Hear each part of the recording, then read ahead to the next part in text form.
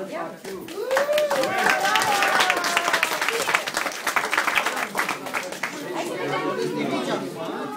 Locul 2, 2002. Alexandra Bumbac, Emma.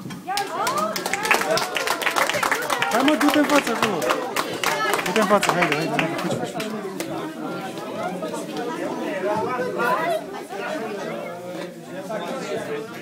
Haide! Alexandra, vină încoace. Haide, du-te pe partea cealaltă, pe acolo. Fă-i loc, te rog, frumos. Cristina, du-te. Pe acolo, mă, pe acolo.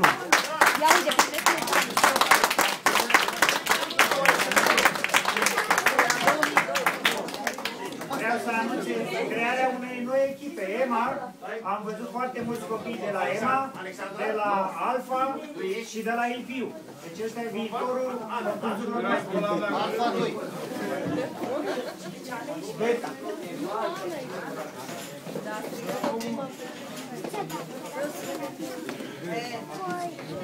Facem poze, da? Ia uite. Dă poze. 2003. Ismea Bădică, Alpha Q.